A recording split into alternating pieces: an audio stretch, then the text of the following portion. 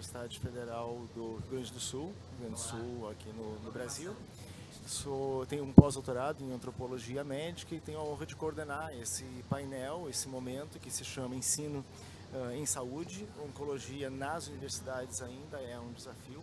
Quando nós nos propusemos organizar esse painel, a gente não tinha dúvida de que o tema do ensino, o tema da educação em oncologia, ele é um pouco maior do que a universidade, então a gente inscreve a universidade no papel social, a universidade na sociedade, ou o ensino como um papel social e na sociedade, e vocês verão que nossa composição dessa mesa, ela vai dar conta de cercar esse caminho. Então nós vamos discutir aqui se e como as graduações em saúde inserem disciplinas ou atividades de ensino relacionadas ao câncer em seus currículos e como essa inclusão possibilita o favorecimento do diagnóstico precoce ou da intervenção precoce na oncologia.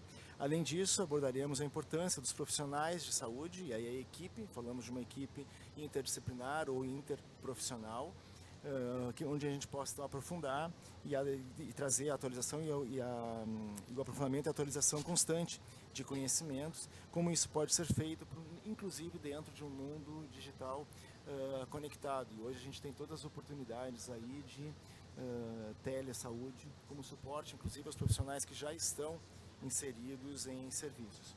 Integram aqui a nossa mesa, ver se eu consigo colocar mais ou menos na ordem em que estamos. O professor Edson Arpini. Eu não vou dar os nomes completos, porque eu vou dar os nomes como eu os chamo, mas no material do congresso vocês têm os nomes completos. O professor Edson Arpini é da Associação Brasileira de Educação Médica e é docente da Universidade Estadual de Maringá. A gente tem aqui a Simone Tosi. Simone Tosi é do Instituto Capixaba de Ensino, Pesquisa e Inovação, da Secretaria de Saúde do Estado do Espírito Santo. Ok. A gente tem na sequência Eduarda Chimendes. Eduarda Chimendes ela é residente do Programa de Residência Multiprofissional em Oncohematologia do Grupo Hospitalar Conceição, no Rio Grande do Sul. Vocês vejam que a gente passou pelo Paraná, foi para o Espírito Santo, saímos do Paraná, passamos pelo Espírito Santo, chegamos no Rio Grande do Sul. Depois a gente tem o professor Mário Jorge da Silva, que é do Instituto Nacional do Câncer, tanto é do programa de residência multiprofissional em oncologia, quanto do programa de pós-graduação em oncologia do Instituto Nacional do Câncer. E a gente tem ali no finalzinho, como é Instituto Nacional do Câncer, é Rio de Janeiro, a gente tem depois a professora Mariane Rodrigues Fernandes, que é do Pará, então a gente agora chegou no norte do país. A Mariane ela é do Hospital Ofir Loyola, Universidade Federal do Pará, é uma pesquisadora aí da área de genética e biologia molecular. Ela também integra a equipe do OncoEnsino, que é da Abrale, que está promovendo essa mesa nesse momento. Nós combinamos, e a gente vai fazer esse esforço, apesar dos formatos em que a gente está nesse congresso, mas a ideia é de que a gente possa tentar, ou pelo menos experimentar um formato minimamente dialogado, de maneira que as falas dos nossos convidados não sejam muito longas e a gente possa fazer mais de uma rodada, ou pelo menos uma segunda rodada com eles, e vocês depois, em seguida, vão receber um QR Code para apresentação de perguntas. A gente vai começar com o professor Edson Arpini, que eu convido aqui para esse posto de enunciação. Obrigado e bom trabalho para todos nós.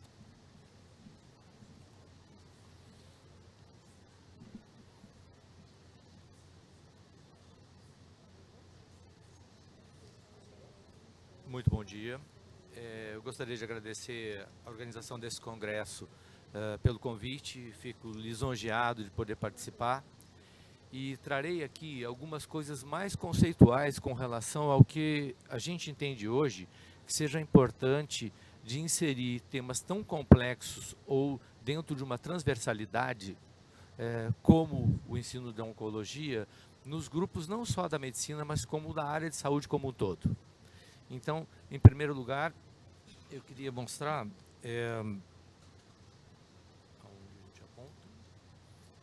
queria dizer que a gente deve se perguntar, quando pega um tema tão complexo como esse, se a gente vai à universidade para simplesmente receber conhecimentos ou se a gente vai na universidade, e isso é um pouco mais moderno, no meu entendimento, se a gente vai adquirir competências. Porque uma coisa é a gente sentar nos bancos da universidade e receber uma quantidade enorme de informações, e essas informações depois serem transformadas em conhecimento. Isso é uma dificuldade enorme hoje em dia, e a gente sabe muito bem que muitas das áreas, principalmente em áreas específicas, com uma tecnologia muito aprofundada, um equívoco, na minha opinião, enorme, é se trazer para dentro da graduação conteúdos que são da pós-graduação e, ao mesmo tempo, desprezar completamente a importância do momento que se vive na graduação para a formação daqueles profissionais, independente de quais profissões sejam da área da saúde. Então, receber conhecimento é o trivial variado, ou pelo menos receber informação. E a gente precisa hoje migrar desse ponto para um ponto seguinte. Na minha opinião, esse ponto seguinte, concordando com a literatura internacional, ele é fundamentalmente baseado na pessoa, intermediado pelo método, e aqui um conceito fundamental, que é o conceito de competência. Esse conceito de competência, como eu coloquei aqui, a gente pode trazer em momentos diferentes do curso de graduação, com níveis de complexidade também mais aprofundados. Então, eu tenho num curso, na área, digamos, no começo dos cursos da área de saúde, algumas competências comuns que devem ser divididas entre todos, obrigatoriamente. Então, o Sistema Nacional de Saúde, o Sistema de Saúde, os conceitos mais gerais e básicos que a gente entende serem importantes para o funcionamento da saúde como um todo e também da interface que existe entre as profissões, é uma competência comum. Bom, aí você vai falar, mas o que é competência para você então? Para mim não, para a literatura em geral, eu concordo com aquilo que se diz que competência é conhecimento, habilidade e atitude. Toda vez que eu trouxer um currículo baseado em competências, independente do nível de complexidade que eu tiver, eu tenho que ter conhecimento, habilidade e atitude sobre o tema. Se eu não tiver isso, fica a competência do senso comum. Quem é o melhor médico? Quem é a melhor enfermeira? Quem é o melhor fisioterapeuta? Entre aspas, é o que dá conta do recado? É o que consegue resolver aquele problema? Vai um pouco além disso. Porque quando eu tenho competência, eu tenho conhecimento, eu tenho habilidade, que pode ser uma habilidade, no nosso caso aqui nessa discussão fundamental, por exemplo, habilidade de comunicação ou habilidade psicomotora, e eu tenho uma capacidade atitudinal. Eu não consigo desligar esses conceitos que eu trouxe aqui agora para o ensino da oncologia, assim como de todas as outras áreas, principalmente as mais complexas. Então, competência é conhecimento, habilidade e atitude com níveis diferentes de complexidade. Quando eu digo que eu tenho competências comuns, quando num segundo momento eu tenho competências específicas. Então, se eu tenho os alunos da odontologia, por exemplo, são eles que vão fazer o curso de dentística, não vão ser os enfermeiros ou os fisioterapeutas ou os médicos. Existe um momento do curso, e claro que ele é uma parte a mais importante do curso enquanto a profissão que ele está escolhendo, que é uma competência específica. E num terceiro momento, aí sim, de novo, a gente tem que olhar para esse perfil de ter competências colaborativas que induzam práticas colaborativas. Ora, quando eu chego no meu internato da medicina ou no estágio final do curso de enfermagem, deve existir pelo menos 30% a 40% do tempo comum que deve ser discutido e dividido entre as várias profissões, com conceitos que são buscados lá de trás das competências comuns, em que cada um acrescenta suas competências específicas e acrescenta para o grupo, para que o grupo migre para competências colaborativas. Então, quando a gente quer discutir como eu faço para inserir a oncologia na graduação, e na graduação não só da medicina, mas como um todo, porque a gente não trabalha sozinho há muito tempo, eu também tenho o conceito e a importância de ser não só multiprofissional, cada um na sua área trazendo aquilo que é de responsabilidade específica, mas de ser interprofissional. E eu vou chamar de interprofissional nesse modelo aqueles em que as profissões aprendem de si, com os outros e para os outros. Quando eu trago o conceito de interprofissionalidade que extrapola a questão específica da multiprofissional, eu certamente aponto num caminho de uma integralidade do atendimento, num caminho de uma troca de informações e de práticas que favoreçam o serviço como um todo e, fundamentalmente, que acrescentem para a vida do paciente.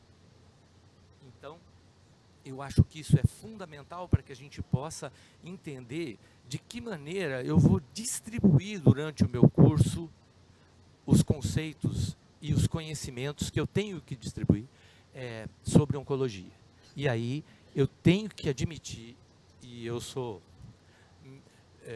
muito adepto de um livro muito bacana, um texto bacana do Edgar Morin, em que ele fala contra ou a favor das disciplinas. Essa história de a gente esperar o 4º ano para um dia chegar um iluminado de qualquer área da oncologia, da nefrologia, da cardiologia e dizer tudo o que ele sabe de oncologia, cardiologia ou nefrologia, passou há muito tempo. Eu tenho que ter esse conhecimento transversal durante o curso e que ele não fique guardado às 7 chaves até o dia do 4º ano que alguém vai dizer para mim o que eu tenho que fazer. Porque não é mais assim há muito tempo. Querem um exemplo? Cateterismo cardíaco. É uma coisa que quando eu me formei, eu tinha cabelo, e não faz tanto tempo assim, faz só 30 anos, eu me formei com 12.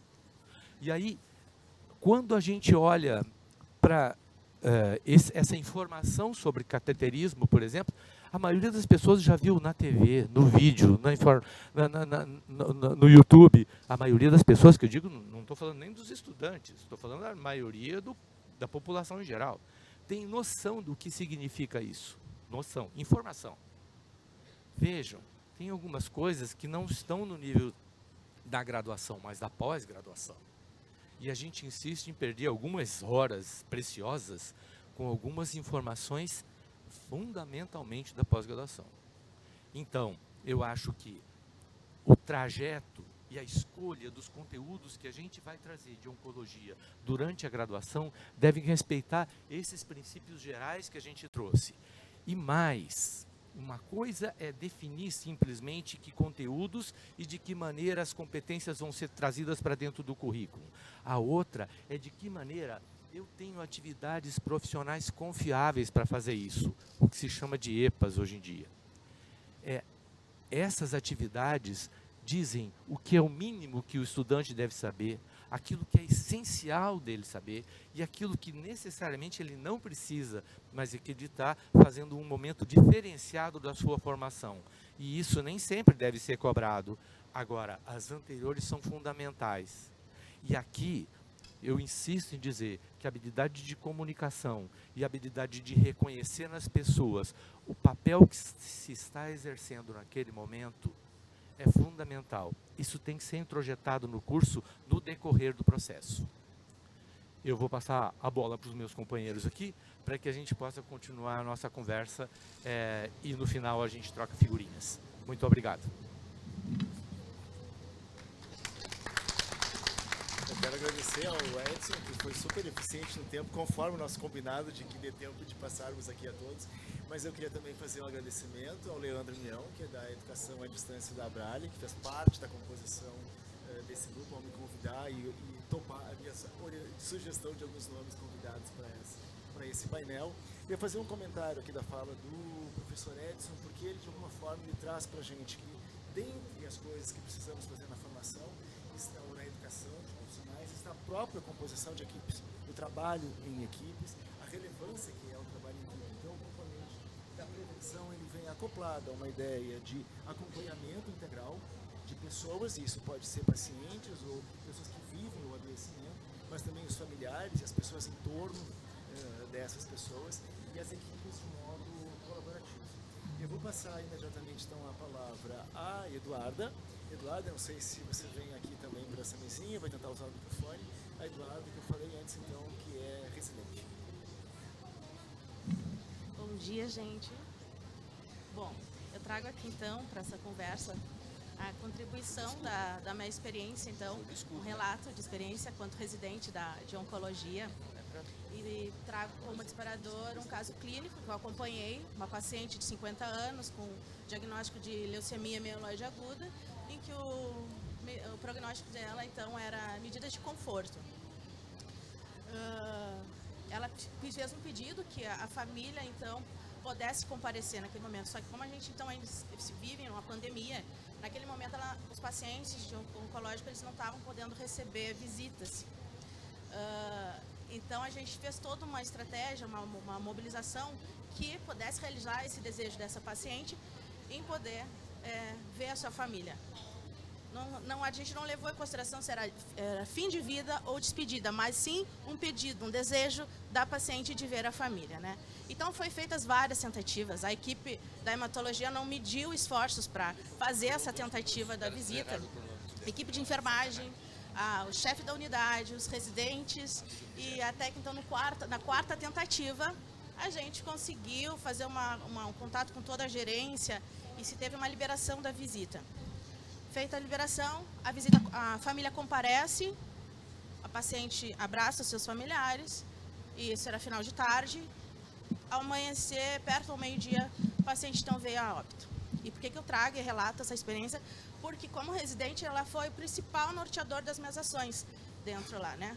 E esse caso, ele foi um norteador de criações e de inspirações nesse espaço de residência multiprofissional.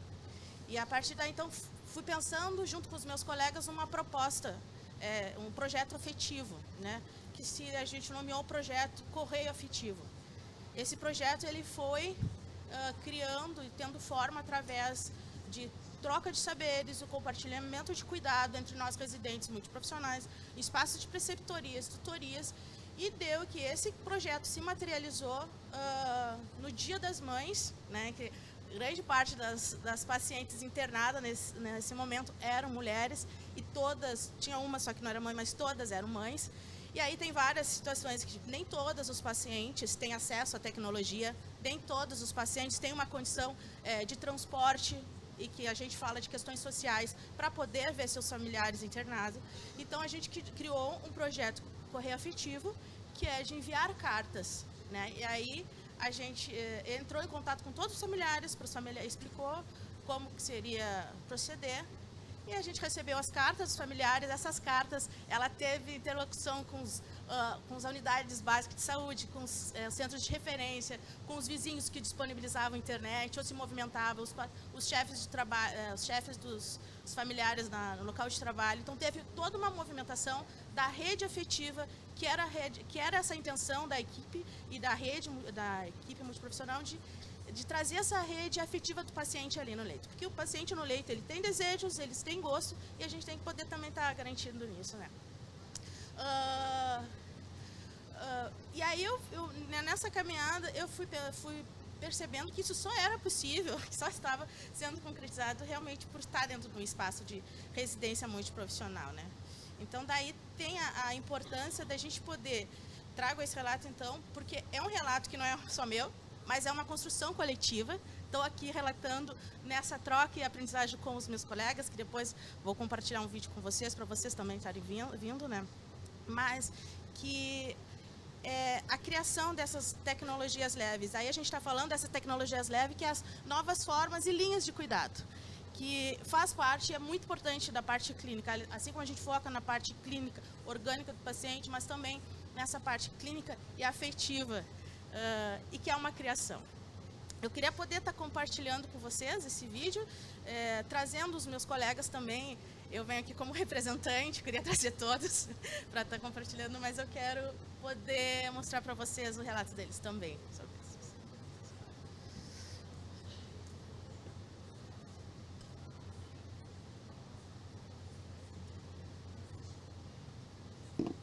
Olá, meu nome é Marcelo Capra, sou médico hematologista e coordenador do Serviço de Hematologia e Oncologia do Hospital Nossa Senhora da Conceição, em Porto Alegre. Estou aqui para falar da importância da residência multiprofissional no cuidado dos nossos pacientes, e nós vimos aqui uma verdadeira transformação da qualidade assistencial a partir do momento em que a residência se inseriu em todos os processos, em todos os momentos da assistência.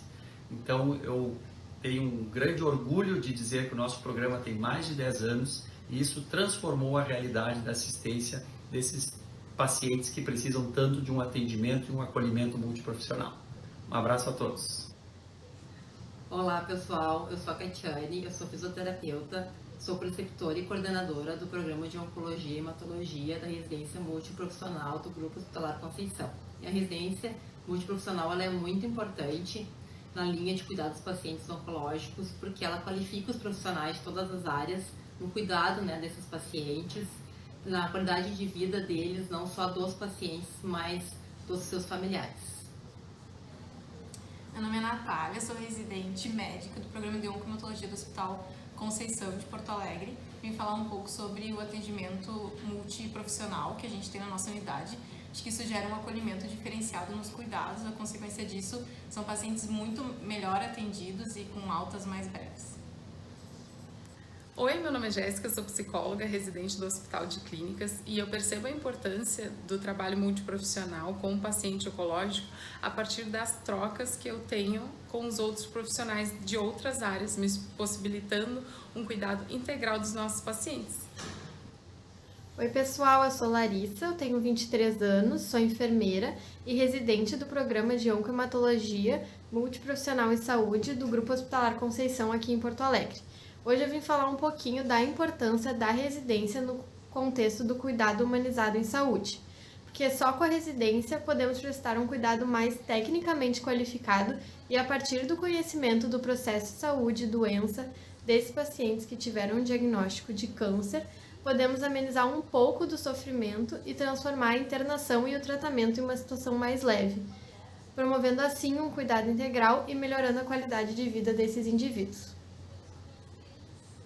Oi, meu nome é Francine, sou farmacêutica, sou residente do programa de Oncohematologia do Hospital de Clínicas e a minha experiência até aqui como residente me fez enxergar a importância do trabalho multiprofissional para o paciente quanto à interação desses profissionais com o objetivo do cuidado integral do paciente é importante e o quanto dá resultados para o paciente. Oi, meu nome é Pietra, sou residente de Psicologia do Programa de Oncologia e Hematologia do Grupo Hospitalar Conceição e a residência tem proporcionado um espaço de debates entre os profissionais, comentando o cuidado dos pacientes oncológicos e olhando eles além da doença.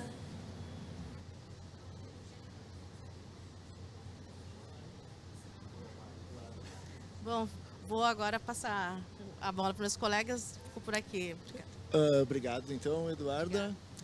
A importância, acho que a relevância que a gente teve nesse momento aqui foi dizer que uma pessoa veio e trouxe uma equipe inteira junto com ela. Tem uma expressão que Boaventura de Souza Santos usa, que é a ecologia de saberes, e eu acho que para essa mesa ela faz muito sentido. A gente está trabalhando com saberes que não são só os saberes acadêmicos formais, mas os saberes que são das pessoas que atravessam o processo de adoecimento, os familiares em torno dessas pessoas, mas também os saberes populares, saberes ancestrais. Essas coisas são relevantes porque a composição de saberes de um profissional de saúde que vai se converter no seu modo de estar nos serviços é de fato como ele se relaciona com os saberes. E às vezes nessas áreas, digamos, chamadas aí mais especializadas, a gente pensa que se trata de saberes altamente tecnificados, e esses saberes tecnificados eles fazem sentido quando eles significam aproximação com o usuário, aqueles a que a gente cuida, e quando a gente faz disso uma prática colaborativa. Eu quero dizer a vocês que a gente está aqui no espaço que é do WTC, vamos chamar assim, World Trade Center, mas Event Center. A gente vai ter um QR Code disponível em seguida na tela para receber as perguntas, então vocês depois podem se orientar por esse QR Code. E eu vou passar então a palavra ao professor Mário. Bom dia a todos.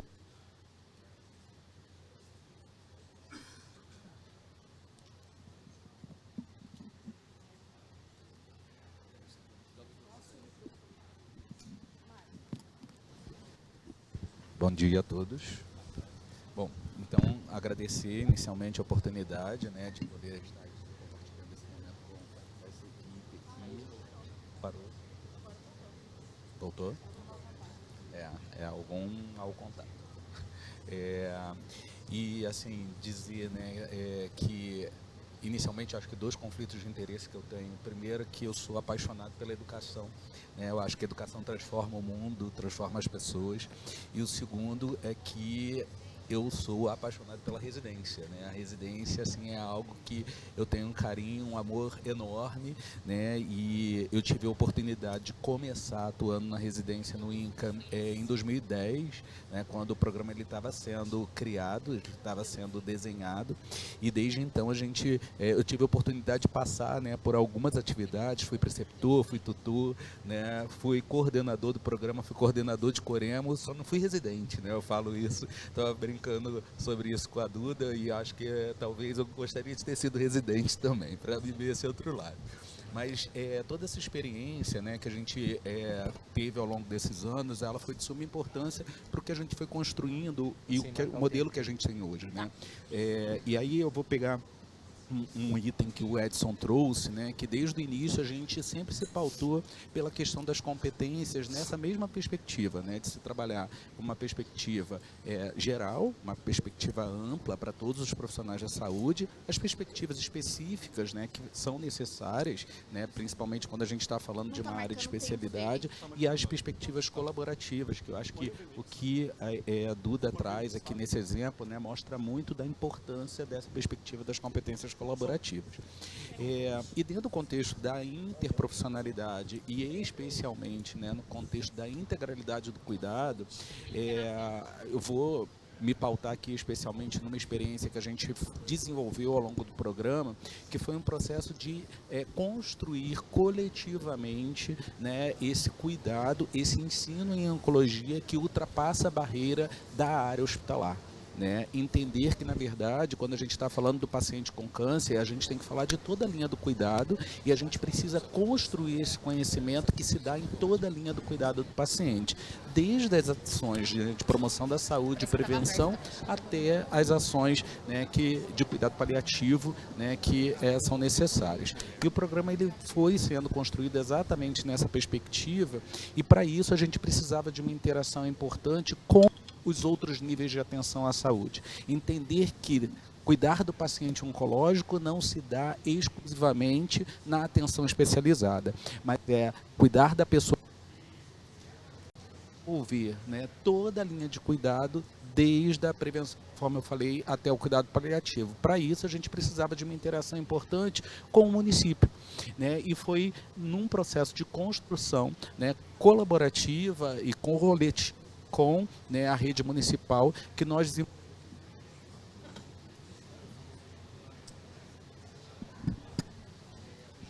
Num primeiro momento. Pronto? Voltou? Acho que tem alguma coisa comigo, hein?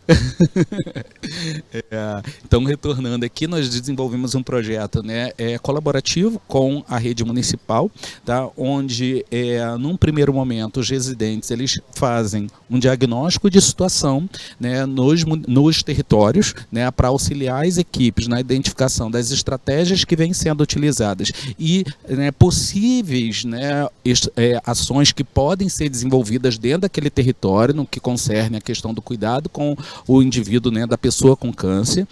Num segundo momento, são desenvolvidas ações de educação em saúde, né, que podem ser realizadas com grupos específicos ou com toda a equipe multiprofissional, envolvendo inclusive agentes comunitários de saúde. E num terceiro momento, os residentes eles desenvolvem práticas interdisciplinares, onde eles não só, né, desenvolvem ações junto com a equipe, mas eles também aprendem com essa equipe, né, porque tem um aprendizado que é um aprendizado coletivo, né, é uma troca de saberes que acontece durante todo o processo formativo.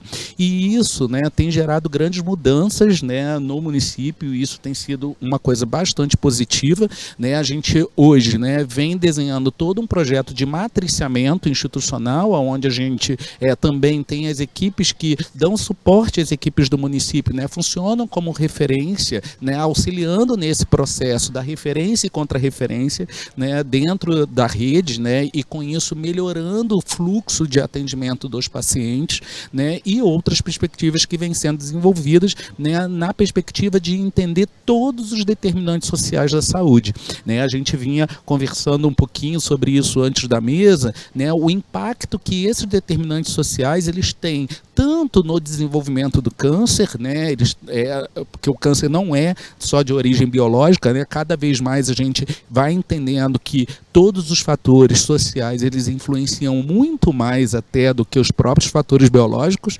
né, e para além disso, né, a gente também precisa entender como que esses fatores sociais vão impactar na continuidade do cuidado, né, então quanto que isso tem sido trabalhado na perspectiva de que a gente consiga de fato fazer com que esse paciente ele consiga o acesso, mas que ele tenha o seu cuidado continuado. Especialmente hoje, né, onde a gente vai falar cada vez mais sobre o sobrevivente do câncer, né, e que essa integração com a rede de atenção ela é fundamental para dar conta exatamente dos cuidados que são necessários ao sobrevivente do câncer. Então, acho que essa experiência, né, que eu queria trazer aqui para a gente compartilhar nesse primeiro momento, é exatamente para a gente, né, ter essa visão geral, né, de como que o programa ele vem sendo desenhado e estruturado, para também a gente entender que, na verdade, não é só ensinar, né, sobre os biomarcadores, né, sobre o diagnóstico, sobre o tratamento, não é só sobre isso que a gente trabalha dentro do contexto da residência, mas são outros valores que são necessários, né, e aí perpassando todas as questões que também foram muito bem trabalhadas nas falas anteriores, né, de comunicação, de liderança, de compartilhamento do cuidado, né, de compartilhamento de decisões. Então, assim, né, entender que, na verdade, sem um cuidado multiprofissional, interdisciplinar, né, e especialmente intersetorial, a gente não consegue resolver o problema do câncer, a gente não combate o câncer, né? Então essa tem sido essa experiência que a gente tem desenvolvido, né, e a gente vai ter oportunidade aí de continuar,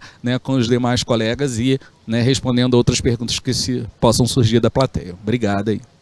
Então, pessoal, acho que tem uma questão que a gente está apontando de alguma forma aqui nessa mesa, é de que a educação ou o ensino, ela passa mesmo pela composição dos trabalhadores. Eu queria voltar a este ponto, porque das coisas que o professor Mário traz, ele vai deixando muito claro que, e acho que a Eduardo fez isso, o Edson fez isso, o Edson falou de como a gente desenvolve competências técnicas, mas também as competências interprofissionais. Os dois convidados que trouxeram o tema da residência vão trazendo esse trabalho em ato, o trabalho na presença junto do serviço de saúde. Às vezes a universidade está distante do serviço, mas a residência está no interior dos serviços. Acontece que acessar o conhecimento é uma coisa, lidar com o conhecimento que a gente acessou já é outra. Como a gente lida com o conhecimento que a gente acessa já é a formação de pessoas, ou é a formação de um modo de atuar dentro de serviços de saúde. Acho que essa mesa tem um esforço de fazer integrar essas perspectivas para que a gente olhe para o ensino, não sendo só acesso à literatura, que, por exemplo, a gente poderia acessar em qualquer veículo de internet, ou mesmo quando a gente pede a consultoria, e em seguida a gente, depois da Mariane, eu vou passar a Mariane em seguida, a gente vai também falar com o Simone um pouco dessas teleconsultorias que a gente pode receber, mas todo o informe ele é gerido por aquele que recebe o informe. E aquele que recebe o informe foi formado de algum jeito, em algum lugar, por alguém. E a gente está conversando sobre isso. Sem dúvida, a articulação com a pesquisa é fundamental e eu vou passar a palavra, então, para a Mariane. A Mariane é uma das pessoas que está aí super vinculada a centro de pesquisa e suporte em pesquisa também, mas está aqui no serviço de oncoensino organizado pela Abrale. Mariane.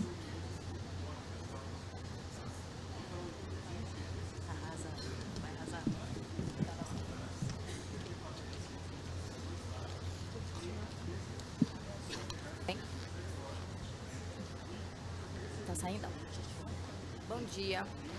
Então, como o professor me apresentou, eu estou na Universidade Federal do Pará, né, onde eu fiz toda a minha formação e onde hoje eu sou docente. Falar de educação na área da oncologia é um desafio, como está o nosso título do nosso painel. Porque a gente nota que na maioria das universidades a oncologia ela ainda não é inserida como disciplina, ela ainda não faz parte da grade curricular e não faz parte da formação desde o primeiro ano do de um graduando não só de medicina, mas de todas as áreas. Às vezes tem um pontinho que um professor fala em alguma disciplina, às vezes o aluno vai no internato apenas ter contato, num estágio obrigatório, no estágio extracurricular e assim por diante. Então, a partir disso, eu trago uma experiência que a gente tem na Universidade Federal do Pará. Dentro da universidade nós temos o Hospital Universitário João de Barros de Barreto, onde tem uma sede de um NACOM, e dentro dele nós temos o Núcleo de Pesquisas em Oncologia. Desde 2011, com o surgimento deste núcleo, partiu a iniciativa de disseminar essa informação, de disseminar o conhecimento de vários pesquisadores para a graduação, para a pós-graduação e em todas as esferas da educação. Então, foi quando surgiu a ideia de trazer a oncologia para a graduação como uma disciplina obrigatória. Então, na UFPA hoje temos Fundamentos de Oncologia, que é uma disciplina obrigatória. Infelizmente, até agora, somente para a medicina, mas o nosso projeto é que seja uma disciplina obrigatória para todos os cursos, onde se ensina o básico, onde se transmite o básico de como ocorre a carcinogênese, os primeiros sintomas, como atender um paciente. Você está num posto de saúde e o que é que você recebe? Né? Como pode ser um alerta para um paciente que pode estar com um tumor, que pode estar precisando fazer um rastreio mais adequado, que precisa de uma atenção maior na área da oncologia. Então, na minha região, na região norte, né, nós temos uma região muito extensa, os nossos estados são como países, então, se pudermos ter médicos conscientes, enfermeiros e toda a nossa equipe multiprofissional consciente, bem antenada nos sinais e sintomas que o câncer pode despertar, com certeza nós vamos ter um diagnóstico precoce, nós vamos ter mais atitudes de prevenção e a gente vai diminuir essa incidência e a atual realidade da oncologia na minha região. Então, além da graduação, nós temos dentro do Barros de Barreto várias residências, inclusive multiprofissionais na área da oncologia. A gente tem não só a médica da oncologia clínica, mas nós temos a enfermagem, fisioterapia, farmácia, nutrição, serviço social, biomedicina e psicologia. Eu, inclusive, fui residente de biomedicina, mas não terminei a residência porque debandei para o lado da pós-graduação e fui fazer mestrado em oncologia e ciências médicas. Então, justamente, é uma outra atitude que foi criada com o Núcleo de Pesquisa em Oncologia, foi criada a pós-graduação de Oncologia e Ciências Médicas, que é a única da região norte, na área da Medicina 1, e a única de Oncologia que nós temos na região. Onde tem o mestrado, o doutorado, e eu não tive o prazer de fazer o doutorado lá, mas fiz o pós-doutorado. Então, nós temos um centro de formação, de capacitação, de atualização, desde a graduação até os pesquisadores, para que a gente consiga alavancar essa oncologia dentro da universidade como um todo, em todas as esferas.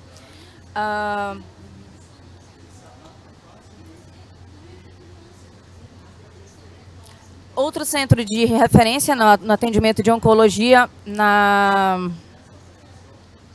minha região, em Belém do Pará, é o Hospital Filiola, que é um hospital referência para o estado, né? Lá também temos várias residências, não só de medicina, na oncologia clínica, mas temos multiprofissionais.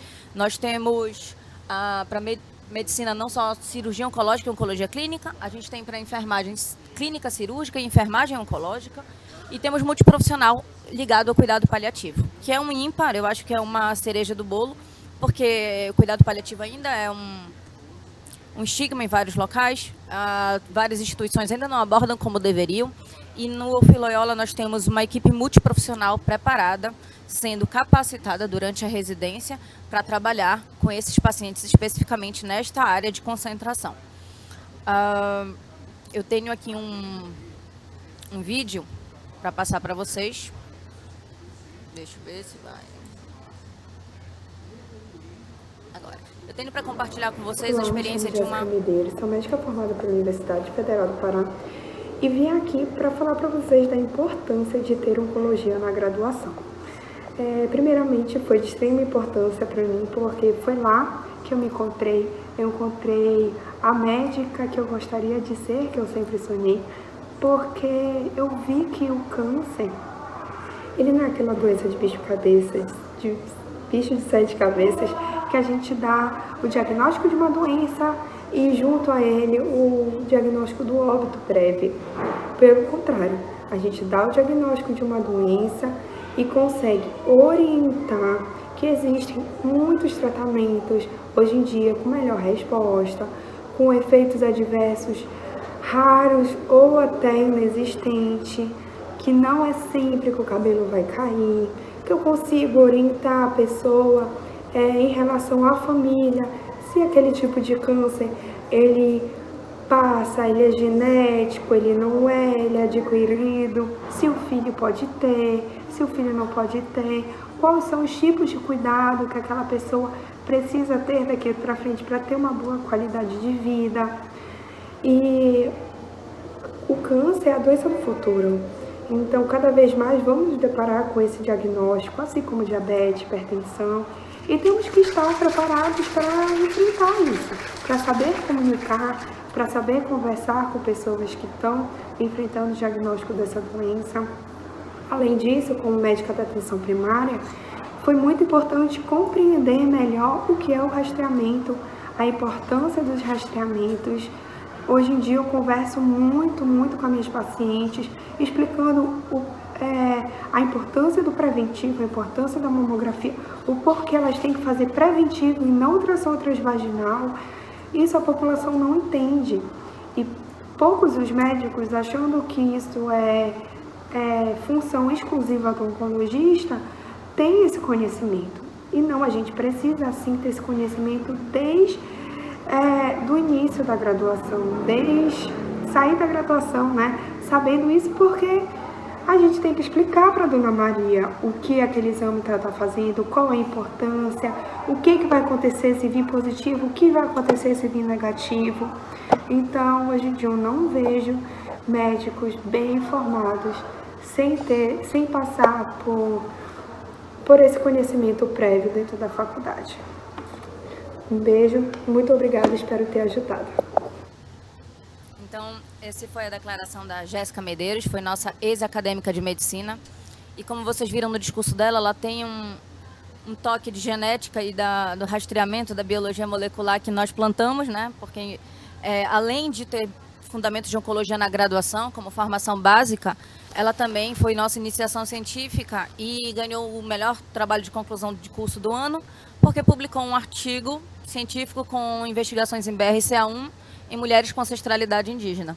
Então, a gente incentiva os nossos alunos não só a ter esse conhecimento básico para assistência, mas também se envolverem com as descobertas, com as atualizações, estarem andando com o ensino e a pesquisa sempre lado a lado.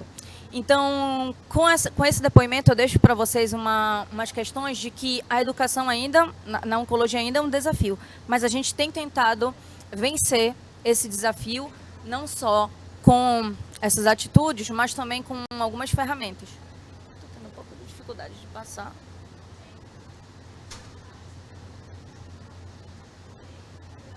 Então, alguns desafios que a gente tem é promover a saúde, a capacitar esses profissionais, a multidisciplinariedade, né, como o professor Edson já falou aqui, a aperfeiçoar esse conhecimento e as técnicas utilizadas.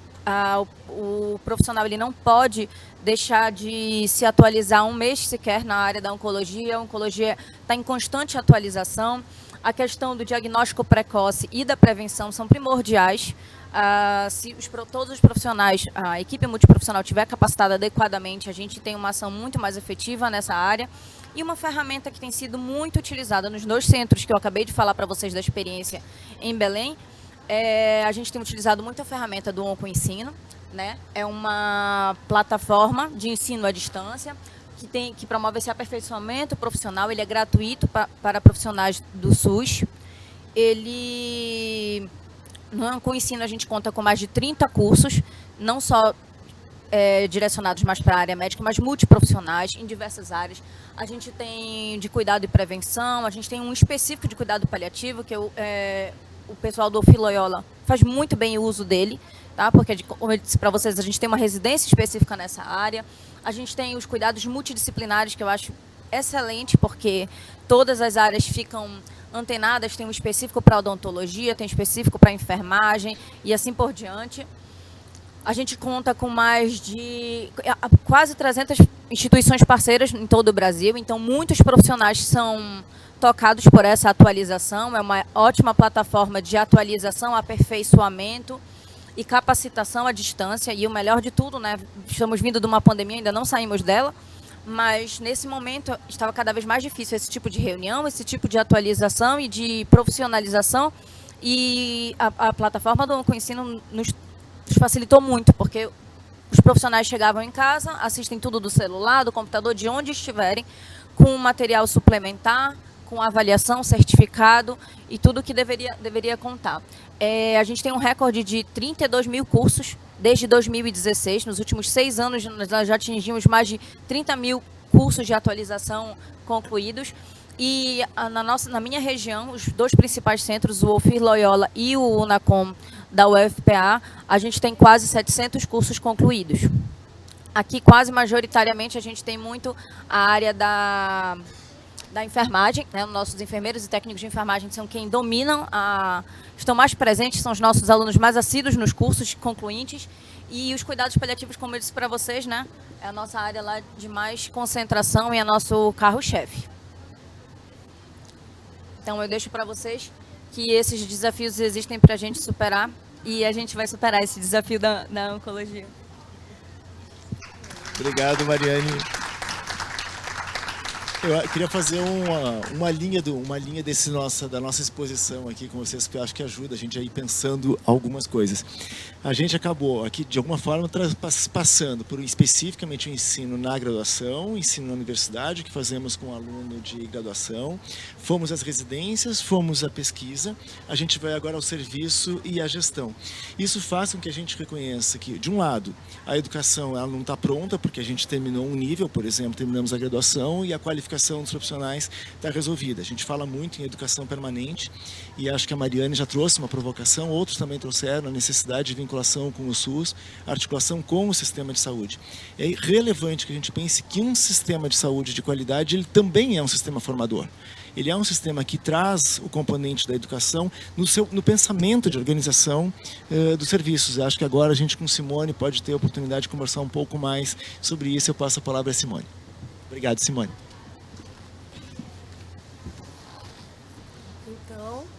Bom dia. A gente vai falar um pouco agora de um sistema que a gente desenvolveu, né? Uma inovação, pegando um pouco carona aí com o que a Maria Eduarda falou, uma inovação mais pesada. É porque aqui quando fala muito próximo dá muito ruído. Me vê o microfone. Isso. Tá bom? Então, a gente, mediante essa... Então, a gente tem aí o nome, né, Autorregulação Formativa Territorial. E por quê? Porque, como bem, né, falou o Sesquim, a gente fala muito de gestão e de a integração entre a atenção primária, secundária e terciária. Então, a gente vem aí nessa tríade não só do ensino, da pesquisa e, sobretudo, da inovação, integrando a rede de atenção à saúde, que a gente considera fundamental, né? Então, a gente discute muito acesso a... Eu tenho participado muito de mesas que falam de regulação, de gestão do acesso, né? E estou muito honrada hoje de estar aqui no ensino. A minha vez sempre foi mais gestão e assistência, e agora a gente está desenvolvendo o ensino, né? E ensino através de interface, multidisciplinaridade e, sobretudo, usando a tecnologia, né, que é muito importante, e na pandemia a gente viu aí como que contribuiu. Então, nosso estado é um estado pequeno, a gente tem aí 78 municípios, né, um estado de um pouco mais de 4 milhões de pessoas, e hoje a gente conseguiu integrar todos os municípios nesse sistema de autorregulação formativa, usando o software, né, não é o modelo de atenção, não é o software, mas a gente desenvolveu e customizou um software específico que integra os 3 níveis de atenção, e a gente acha que isso é o grande diferencial hoje desse modelo de atenção. Então, a gente tem alguns parceiros importantes hoje que a gente também entende para esse ensino, para essa quebra de paradigma e mudança de cultura são fundamentais, e como disse bem, né, o Ricardo, a gente precisa dessa parceria, dessa integração para quebrar todo um modelo de atenção, né, sobretudo quando a gente envolve o SUS. Aqui é um mapa mental, né? Eu não tenho pretensão de mostrá-los, mas é o programa que hoje eu coordeno, que é o Programa de Gestão do Acesso e Qualidade Assistencial em toda a rede de atenção à saúde no Estado.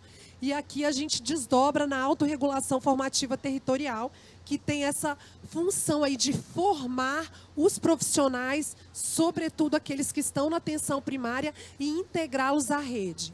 Né? A gente sabe do desafio que a gente tem hoje dos melhores modelos de atenção no mundo, os mais sustentáveis, os mais eficientes, são quando a gente reforça a importância da atenção primária em saúde. Então, a gente vem na contracultura, inclusive acadêmica, né? A gente discutiu isso, né, Edson, desse modelo muito centrado no hospital, esse modelo hospitalocêntrico, que é um modelo que gera muito evento adverso, muita redundância, né? E nós mesmos, né, não só os profissionais de saúde, mas cidadãos, a gente muitas vezes procura um especialista, né, quando a gente tem alguma queixa. E, na verdade, a gente sabe que o melhor indutor e o promotor de saúde é lá no nível de atenção primária. Né? Eu, como médico infectologista, isso também foi uma quebra de paradigma para mim, vindo da gestão hospitalar do controle de infecção. E a gente começa, então, o paciente busca atenção primária e aí ele aciona uma referência, um especialista, mediante uma demanda, né? A gente atualmente está com os médicos, temos já enfermeiros, fisioterapeutas, mas estamos integrando, né, toda a equipe multidisciplinar. A gente está começando com os médicos, que a gente entende que é onde é mais difícil quebrar a barreira e onde o acesso...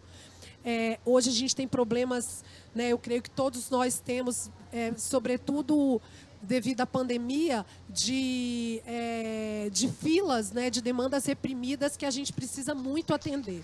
Então, uma vez que essa referência de especialidade ela é acionada, a opção de você autorizar uma consulta ou você emitir uma opinião formativa, formar esse médico lá da atenção primária. Então, a gente sabe, hoje a gente saiu de uma cobertura que era uma das piores do país. Nós estamos entre as 5 melhores coberturas de atenção primária, né, em 3 anos, um pouco mais aí de 3 anos de governo. E a gente agora tem o desafio de qualificar, formando esses profissionais.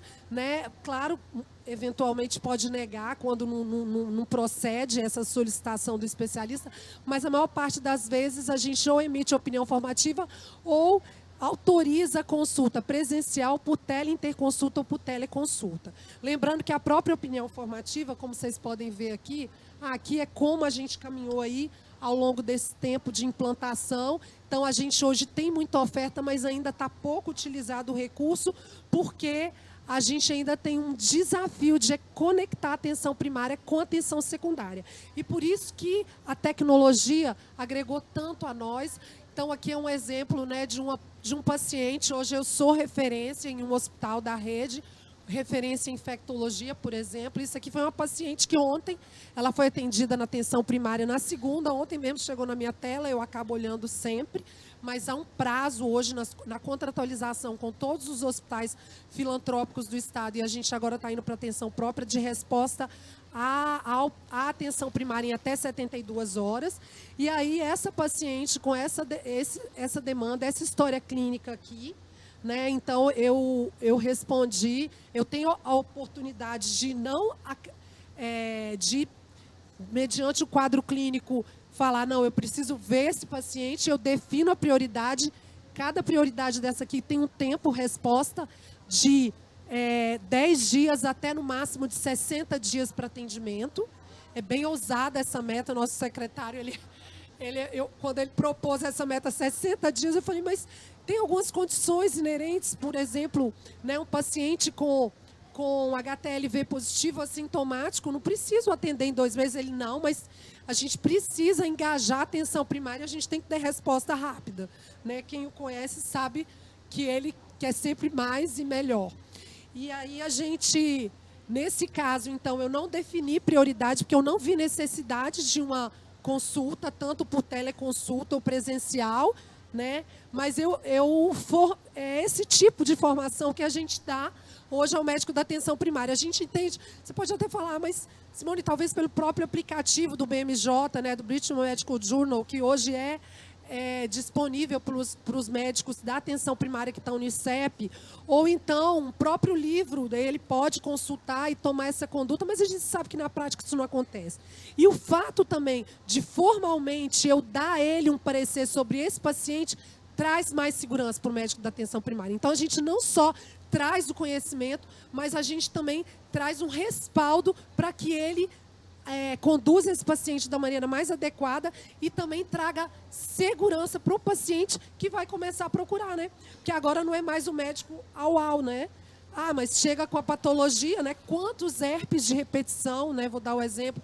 Quantas furunculoses de repetição eu atendi ano passado, quando eu comecei a autorregulação formativa, que hoje os médicos não me pedem mais orientação. Né? E você imagina você chegar na atenção primária e ter condições das mais diversas resolvidas, o paciente vai parar de procurar atenção especializada primeiramente, até porque o nosso modelo de indução a entrada é pela atenção primária. O paciente não pode mais ir no NACOM e no CACOM, a gente ainda tem aberto lá consultas, mas é uma indução que a gente está fazendo, já tem prazo para terminar, ele tem que procurar atenção primária. Tá, ele está com um marcador ou com alguma suspeita, por exemplo, oncológica, ele tem que procurar atenção primária. E lá, sim, o médico vai definir a prioridade e ele vai ser agendado. E a gente hoje tem indicadores que fazem todo esse controle do acesso para garantir que realmente o cuidado seja centrado no paciente. Aqui, então foi uma orientação de conduta, eu poderia só esclarecer. Muitas vezes os pacientes só me perguntam, por exemplo, com relação à sorologia, é isso mesmo? O paciente não, o médico, né? Me pergunta, é isso mesmo? E eu só digo, sim, fazer isso. Né? Aqui é um outro caso que foi um pedido de esclarecimento, né, de um caso de um paciente com esporotricose, que a gente está lá com um surto, e eu só ratifiquei, ele já tinha feito toda a conduta adequada e eu só ratifiquei. E é isso, né? Eu estou aqui dentro do meu prazo. A gente, então, tem hoje esse desafio de formar. A gente começa com a atenção primária, mas a gente tem todo um desenho dentro desse sistema aí de opinião formativa, do feedback. Então, e logo a gente também pretende já, na alta do paciente, ele já ir com a consulta na atenção primária agendada para garantir essa linha de cuidado e também essa interdisciplinaridade com toda a equipe multiprofissional, não só da atenção primária, da atenção secundária. A gente quer esvaziar os nossos PAs dessas condições inerentes da atenção primária. Então, em breve, a gente vai também oportunizar o pronto atendimento. Quando ele tiver dúvida se interna ou não o paciente, acionar o especialista para que o especialista diga como proceder, porque a gente sabe que a gente necessita só a graduação, hoje não dá segurança para os médicos conduzirem alguns casos, né, de alguns pacientes. Obrigada. Obrigado, Simone. Então, tem algumas coisas, eu acho que a gente já respondeu algumas, depois dos 2 pontos dos desafios, a gente respondeu alguns desses 2 pontos dizendo que, primeiro, romper tanto quanto possível e o máximo possível a dicotomia hospital-atenção primária. A gente está dizendo que é absolutamente relevante que a resolutividade seja muito ampliada na atenção primária, então a universidade não pode ficar orientada apenas pelo hospital universitário ou por uma formação para as práticas de significação hospitalar. É preciso a universidade pensar a rede como um todo e priorizar a atenção primária, ou pelo menos tomar a atenção primária numa configuração de rede. É claro que quando a gente fala de ensino, a gente vai falar de serviço, não tem como não falar do serviço, porque formamos para que os serviços sejam de qualidade. O que acontece muitas vezes é que a gente acha que então resolve aplicando mais treinamentos e mais treinamentos aos profissionais do serviço. A gente está dizendo que não é assim, a universidade precisa se modificar, a gente está dizendo que o serviço precisa se modificar e que a rede precisa se modificar. E essa rede ser atravessada por componentes de ensino. Agora, eu acho que a mesa também deixou claro que esses componentes de ensino eles se fazem junto com pesquisa, eles se fazem junto com formação de profissionais que já têm a sua graduação concluída, mas seguem um processo formativo. Esse processo formativo ele vai acabar qualificando docentes e preceptores. Então, a gente está falando de um ensino que vai repercutir na formação de pesquisadores e depois pesquisadores que fazem com que sua pesquisa seja acessível de modo relevante a um estudante, acho que Mariane deixou isso muito claro. A gente está falando de uma formação de preceptores, de tal forma que esses preceptores vão tornar o ensino e a aprendizagem num programa de residências que é dentro dos serviços também de alta qualidade. E a gente está falando de uma universidade que não se ausenta dos serviços e nem da sociedade, da construção de conhecimento relevante e interessante para os serviços e para a sociedade. De alguma forma, a gente está dizendo que a universidade está no serviço, mas que os serviços são escola, que os centros de pesquisa são escola e que a rede pode ser escola. Eu acho que são essas questões que foram trazidas por essa mesa. A gente está com o QR Code aberto para que a gente receba perguntas, mas eu já recebi algumas perguntas aqui, que eu vou passar, então, se eu conseguir colocar a senha aqui. Claro, consegui. A gente tem algumas perguntas já aqui, da Rosa, da Elisa, da Patrícia, da Fabiana, da Rita. Eu vou tentar apresentar para você, aqui para a nossa mesa, as perguntas que vieram, e aí a gente pode fazer o microfone circular tanto quanto for possível aqui. A primeira pergunta, então, é da Rosa. Ela diz o seguinte: como vocês percebem a importância do uso do letramento em saúde na construção de comunicação efetiva? Agora eu passo o dedo e a tela vai andando. Na construção de comunicação efetiva, em primeiro lugar, entre os profissionais e, posteriormente, permeando o cuidado com o paciente. A outra pergunta é da Elisa. Muito interessante o assunto sobre educação, principalmente quando no contexto fala sobre as competências que devemos proporcionar para os alunos. Poderiam falar um pouco sobre as competências que o preceptor tem que ter para fazer a preceptoria? A outra pergunta é da Fabiana. Não, desculpem, é da Patrícia. Vocês sentem que a influência das diretrizes curriculares nacionais, matriz dos cursos, impactam em como ensinar sobre oncologia nas universidades? Falta atualização? E depois, Fabiana, como introduzir esse assunto na graduação com bases curriculares defasadas? Cursos de extensão, capacitação? E a Rita, muitos dos profissionais nos centros de referência em oncologia não têm habilidade e preparo para atender os pacientes. Como a universidade pode preparar melhor esses profissionais para um atendimento mais eficiente e de qualidade? Deu para pegar? As perguntas são longas, eu li todas elas de uma vez. A gente pode usar a mesma ordem, passar aqui inicialmente para o Edson, responde as que quiser ou que puder, e a gente vai ver o que foi possível responder aqui de todos. Eu acho que as perguntas elas já trazem não só o pedido de uma resposta, mas elas localizam por onde andam as nossas questões, por onde andam as nossas preocupações sobre o que precisa mudar. Vai desde competências de preceptor, vai o tema das diretrizes curriculares, e aí a gente pode pensar a matriz de competência nas diretrizes curriculares. A gente está falando então aí de formação tanto do aluno quanto daqueles que ensinam os nossos alunos. Professor Edson, professor Mário. Bom, então, inicialmente falar um pouquinho sobre a primeira pergunta, que trouxe os aspectos relacionados ao letramento. De fato, isso é um grande desafio, A gente tem, de uma certa forma, trabalhado isso tanto na perspectiva dos alunos, dos residentes, como na perspectiva dos profissionais, que foi uma das questões que foi colocada, o quanto que nós, profissionais, também precisamos aprender a falar uns com os outros, A linguagem que a gente utiliza, também ela precisa ser uma linguagem compartilhada, O letramento nada mais é do que isso, A gente entender exatamente o que está sendo dito, não apenas, a gente ter a noção, específica, sem que haja uma compreensão mais aprofundada sobre aquele aspecto. Então, é fundamental que a gente compartilhe esses conhecimentos para isso, É um desafio grande. Eu vou pegar aqui, o nosso exemplo. A gente também recebe profissionais de diversas áreas, inclusive físicos, E aí, assim, que vem de uma área que é completamente diferente de formação, e você tem que fazer toda essa adequação, da linguagem para que todos os profissionais possam compreender exatamente o que está sendo dito uns para os outros, O próprio assistente social, a Eduarda é assistente social, também não tem uma formação de base na área da saúde, muitas das vezes, E aí, quanto que é necessário a gente também, tá fazendo toda essa formação, trazendo todo todos os profissionais para um mesmo lugar, e isso, né, precisa ser compartilhado.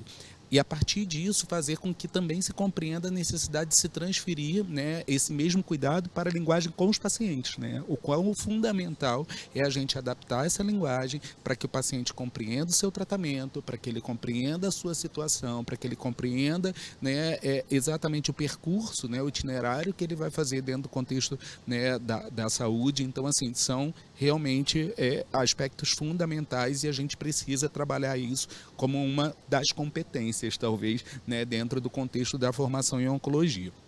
No que tange ao preceptor, né, eu acho que a residência, ela traz essa necessidade do preceptor também se adaptar ao processo, né, e se adequar ao processo. Ele não só ensina, como ele também aprende, né? Então, isso é um exercício, né, que deve ser desenvolvido para facilitar, né, institucionalmente o que a gente desenhou, né, a partir da própria demanda dos residentes e dos próprios preceptores. Foi um curso de preceptoria interna. Então, hoje nós temos um curso de preceptoria para auxiliar os preceptores exatamente nesse desenvolvimento de competências necessárias para atuar como preceptor.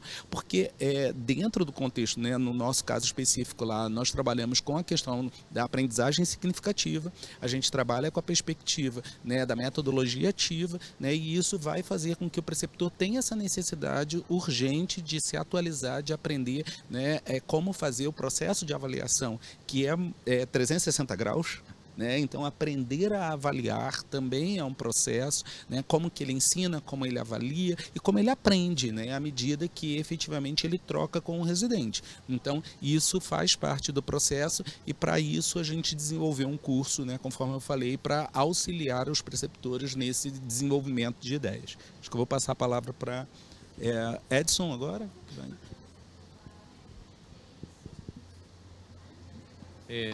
Bem objetivamente, complementando, porque eu acho que é exatamente esse o eixo que a gente devia trazer. Bom, primeiro, a Diretriz Curricular Nacional, quando propõe uma forma de ensino que vai do coletivo ao individual e vice-versa, permite que a gente faça todas essas interligações. Quando ela diz, diferente do que tinha alguns anos atrás, que tinha que ter 80 horas de anatomia, 20 horas de fisiologia, 30, e coloca atenção em saúde, ensino em saúde, gestão em saúde como eixos principais para que você monte o seu currículo, permite que você faça muito disso que a gente está discutindo aqui. Porém, exige um engajamento do grupo muito grande, e só para lembrar, acho que, se não me falha a memória, o Botucatu ficou nos últimos 10 anos tentando fazer um novo currículo, e tantos outros fizeram de outro jeito diferente. Numa estrutura muito engessada, como a escola que eu trabalho, por exemplo, a tática é de guerrilha. O que a gente conseguiu fazer? Criar uma disciplina interprofissional no primeiro ano que ensine os conhecimentos básicos do SUS. Está publicado, leiam lá, Arpine na interface, e a gente tem toda a dica de como vocês podem fazer isso. É uma maneira de fazer, e isso contamina as demais para que a gente possa caminhar no sentido da diretriz. Porque na escola pública, infelizmente, você não consegue aplicar a diretriz do dia para a noite. Eu tenho tido muito mais facilidade de fazer isso na escola não pública, na escola privada, onde exige-se e tem avaliação do MEC em cima dos critérios das DCNs, e as públicas ficaram de fora desse processo, a não ser que elas fossem as novas que foram criadas a partir do Mais Médicos. Olha que coisa estranha. Então, eu acho que é fundamental, de novo, entender essa linearidade do processo, essa transversalidade dos conteúdos, mais do que de disciplinas, de conteúdos, para que a gente possa ir dispersando. Sabe como é que a gente fez isso em uma escola? Colocando papel pardo na parede inteira, lógico, todo mundo com conhecimento básico do que a gente estava falando, e colocando o que tem que ser dado no primeiro ano, o que no segundo, no terceiro, na experiência de vocês. E a partir daí a gente conseguiu filtrar e criar eixos e depois módulos com uma dimensão baseada na diretriz curricular. Por fim, a questão da preceptoria não tem outra saída. A gente fala de preceptor, vamos falar assim, preceptor não é o professor, é o médico da rede, a enfermeira da rede, a fisioterapeuta ou a agente do serviço social que está trabalhando naquele lugar. E que ela precisa ter algum grau de conhecimento sobre aquilo que vai acontecer, porque os alunos vão chegar lá, certo? O preceptor não é professor da universidade, o preceptor é uma pessoa do serviço. Então ele tem que ser capacitado. Lembram disso? Muitos de vocês conhecem ou fizeram. A ABEM teve curso de preceptoria, o Círio teve curso de preceptoria, o Oswaldo Cruz teve curso de preceptoria, tem outras tantas nos estados por aí para capacitar os preceptores. Por quê? Porque a gente não consegue sequer capacitar os professores. Quando eu digo para os meus professores que a gente tem que ter metodologia ativa no processo, os caras falam, tá brincando, tá maluco? Faz 20 anos que eu dou aula de, vou chutar aqui, urologia, desse jeito, por que vai ser diferente agora? Já ouviram isso, né? Muitos de vocês já ouviram isso, vão continuar ouvindo, infelizmente, enquanto a gente não tiver, de fato, clareza sobre qual é o papel de cada um. Então, o papel do professor hoje, ele não adianta mais dormir médico, acordar professor, enfermeiro e acordar professor, como se fazia antigamente. A gente tem que se aplicar, por quê? E aí, para fechar, eu acho que é fundamental. Por que que a gente tem que mudar o ensino? Porque a assistência mudou, olhem só que coisa louca, é da prática para a teoria. Da prática para a teoria, a gente mostra que não se faz mais atendimento de parada cardiorrespiratória como se fazia 30 anos atrás. Então, por que que a aula é a mesma? Não faz o menor sentido. Se eu tenho diagnósticos cumulativos, há 30 anos atrás, o cara era hipertenso, fazia um infarto e morria. Hoje eu salvo ele. Ele fica bem. 5 anos depois ele faz um AVC, eu tiro ele dali. 10 anos depois ele faz um câncer, eu tiro ele dali de novo. Olhem só, a assistência mudou, ela é nesse nível de longevidade. Isso é fundamental. Então o ensino tem que mudar porque a assistência, priorizando as pessoas, também mudou há muito tempo. E só quem se aperfeiçoa nisso faz qualidade e integralidade, eu acho. Quem vai? Mari? Estou desafiando a minhas aqui, porque eu gosto de falar, tá? Então eu sou um coordenador que fala. Como eu sou um coordenador que fala, eu também respondo. Mas eu queria que os convidados aqui pudessem aí levantar seu microfone. Eduarda? Então, eu tô aqui... Pode falar? Tá. Eu tô aqui e tô querendo sair daqui e levar todos vocês comigo, né? Porque tá escutando vocês nesse lugar também, eu tá no meu lugar enquanto residente, mexeram com várias inquietações comigo, assim, né? Primeiro que a questão do letramento, assim, se a gente não romper ainda essa fronteira de cada um no seu núcleo, né? Como que a gente vai fazer inovações e criar, né? Do qual que se espera de um programa de residência multiprofissional, né? Então essas são inquietações que percorre como residente. Mas não precisa saber dessa área. Não, nós precisamos saber, sim. E aí a gente precisa ter um espaço de garantia desse entrosamento entre núcleos, né? Porque esse entrosamento ele vai trazer inovações, ele vai trazer criações, ele vai trazer a segurança do cuidado quanto residentes. Porque aí quando eu falo assim, tá, o lugar de fala do residente, não falo um lugar de fala singular, mas também eu falo um lugar de fala coletivo para dentro de uma instituição, para dentro do ensino, para dentro de uma formação, né? E desse apoio, desse incentivo. Porque realmente um programa de residência multiprofissional, ele também depende muito de generosidade, de disposição, porque se não tem generosidade também, não tem a disposição, não existe um coletivo. Então, para a criação, para uma formação, ele precisa de um coletivo de generosidade e de disposição. Então, eu estou ouvindo vocês aqui e isso mexeu extremamente com as minhas inquietações, porque essa criação do projeto do qual eu trago para vocês, ainda eu entrei, como eu não tinha noção do que eu vou fazer na residência de oncologia. Bom, eu entrei e me apaixonei pela área da oncologia, da hematologia, né? Mas eu ficava pensando, eu preciso saber da área da farmácia, preciso saber um pouco da área da físio. E eu disse, não, você não precisa saber. Eu disse, não, preciso saber. Preciso saber porque o que eu vou criar, eu preciso saber o que eu vou perguntar para vocês.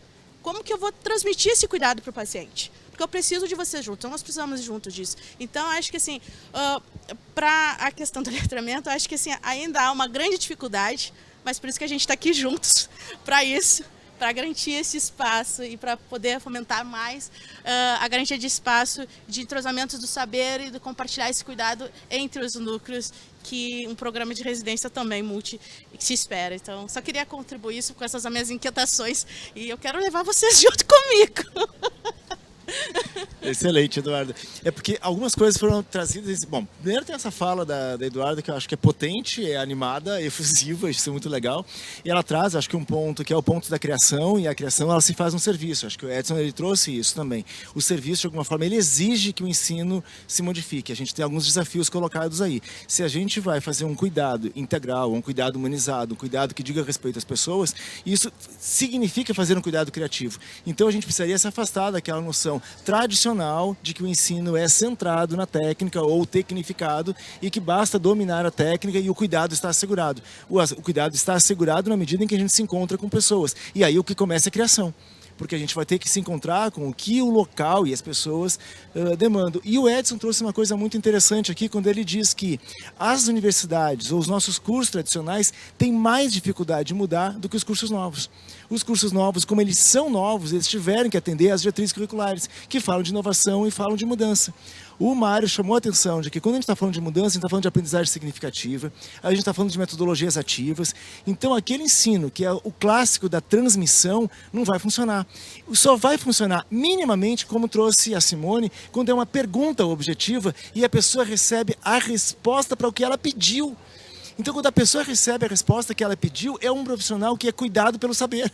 É um conhecimento que cuida do profissional que precisa de conhecimento ágil disponível. A Mariane disse outras coisas que eu também penso que foram importantes a gente reconhecer. Quando ela diz assim, no Oncoensino a gente tem uma quantidade muito grande de profissionais da enfermagem. O que faz a gente pensar que talvez o ensino nessas categorias de base está devendo. Está deixando de informar coisas, mas quando a gente tem a oferta, tem onde buscar. Então a gente tem que fazer tudo ao mesmo tempo, porque se a gente primeiro for corrigir o serviço, para depois corrigir a universidade, ou primeiro vai corrigir a universidade, depois vai corrigir o serviço, o mundo segue mudando. Então a gente não conseguiu arrumar a universidade, os serviços mudaram. Não conseguiu arrumar o serviço, as universidades novas já estão fazendo outra coisa. Então quando eu digo que assim, a gestão precisa ser escola, que um centro de pesquisa precisa ser escola, não é porque domina conhecimentos a transmitir. Não deixa de estudar e se dispõe a trabalhar com a construção do conhecimento, com a construção dos saberes, com a construção das práticas. E isso envolve inovação, isso envolve compromisso, isso envolve aliança, isso envolve essa amorosidade aqui, ou a generosidade que a Eduarda trouxe aqui, porque aí essa amorosidade ou generosidade não é ser gentil com o outro, é ser gentil com a necessidade de saber mais. Então, quando no início eu também disse que isso tudo se faz em uma ecologia de saberes, eu acho que essa mesa também colocou em cena uma certa ecologia de saberes. É nessa diversidade, acho que foi Eduarda que disse, ou não sei se foi Edson ou se foi Mário, agora já não sei quem disse, que a gente precisa escutar a base que fala, por exemplo, a base residentes, a base estudantes, e pode ser a base usuários. O que nós gostaríamos que vocês soubessem, ou o que nós gostaríamos que vocês nos ensinassem, para que a gente faça isso juntos. Eu acho que quando a gente caminhar nessa direção, a gente é ativo na produção da novidade. E ativo naquele lugar que é o lugar necessário de identidade ou de conceitos sobre o que é educação ou sobre o que é ensino. É se deparar com as perguntas e criativamente lidar com elas, criando cenários ou territórios de problematização, territórios de implicação, territórios de compromisso social com o conhecimento e com as práticas. Se a gente caminhou nessa direção, eu estou olhando para aquele reloginho ali, sugerindo que a gente caminhe para o encerramento, eu pergunto se alguém aqui dos nossos colegas gostaria de uma fala de conclusão, agregar. As meninas, Mari. Eu acho que faltou só ressaltar uma questão. Falaram do ensino na graduação, como a gente poderia modificar isso.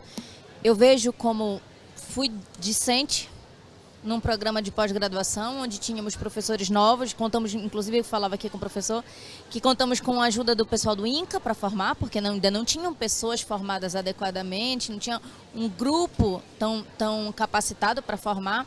E hoje, como docente, 11 anos depois, né, eu verifico que a gente tem que tirar os professores, esses que há 20 anos atrás davam aula e acham que dão da mesma forma hoje, da sua zona de conforto, né? A realidade mudou e instigá-los a se capacitar, a estudar mais, a atualização diária, eu acho que é muito relevante. É o que é mais importante para levar essa informação para a graduação. Muitos acham que a gente tem que passar o básico e que eles vão aprender na residência se quiserem fazer, por exemplo, oncologia clínica, se quiserem fazer uma residência na área da oncologia. Não.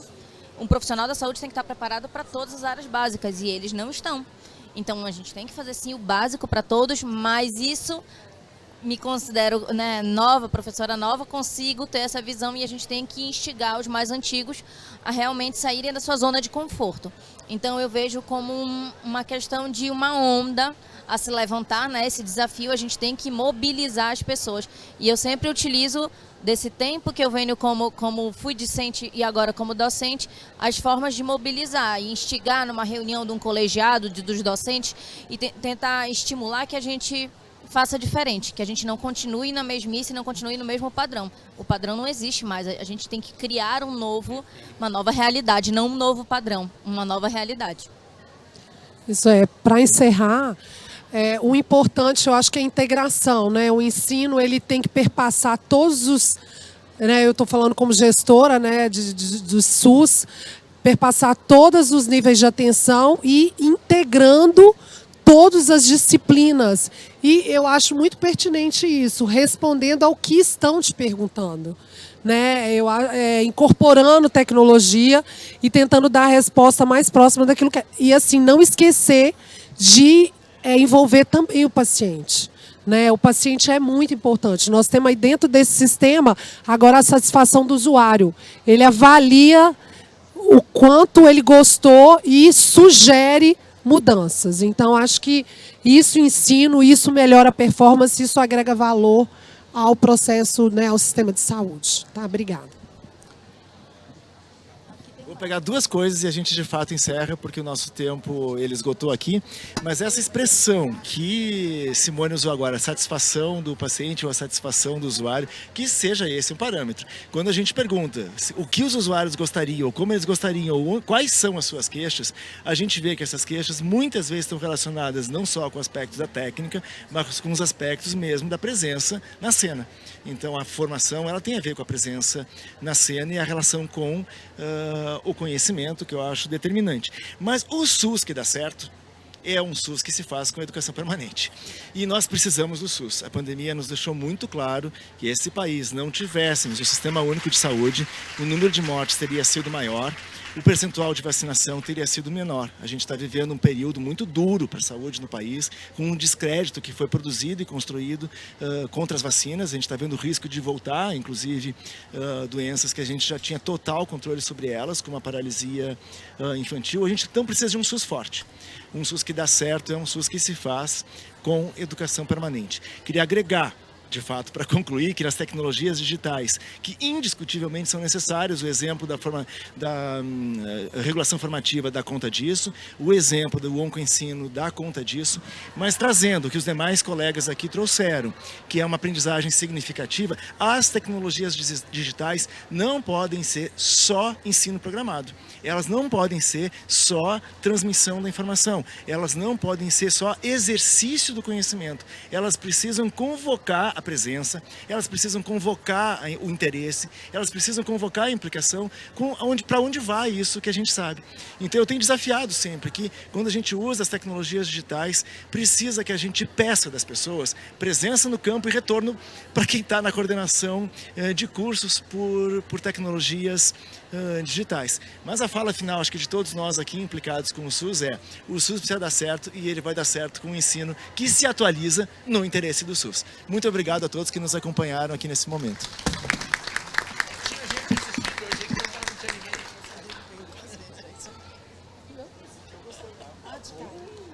Organizar.